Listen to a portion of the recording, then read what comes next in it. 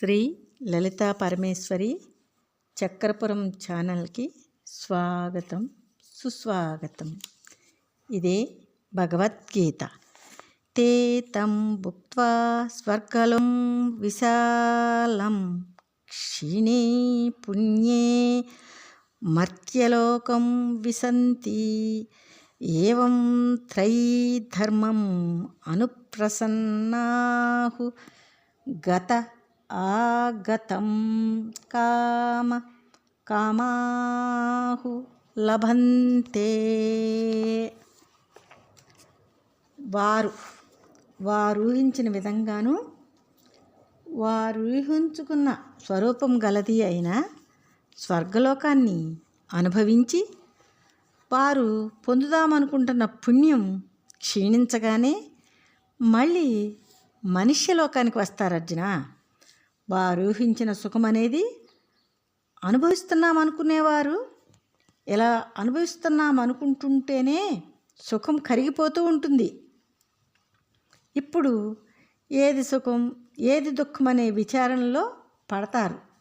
సాధన దృష్టితో చేయవలసిన ఈ మర్త్యలోకానికి వచ్చినా సాధన దృష్టితో విచారించక మళ్ళీ అశాశ్వత సుఖాన్ని అన్వేషిస్తున్నారు.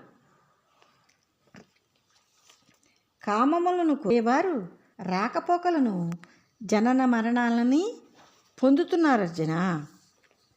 అనన్యాహు చింతయంతః మామ్యే జనాహు పర్యుపాసతే తేషాం నిత్య అభియుక్తానాం యోగక్షేమం వహామి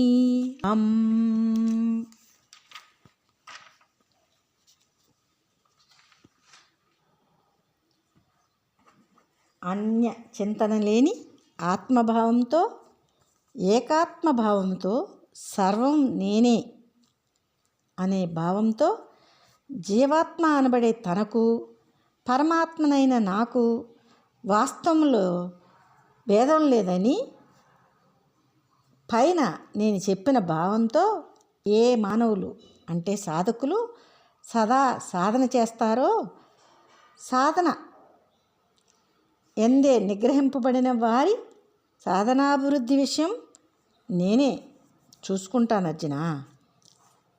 చేసిన సాధనని నేనే రక్షిస్తాను. సాధన ముందుగా సాగే విధంగా బాధ్యత కూడా నేనే తీసుకుంటాను. ఎవరి క్షేమాలు ఎవరు వారు ఊహించిన విధములలో ఏ విధంగానూ చూడలేరు,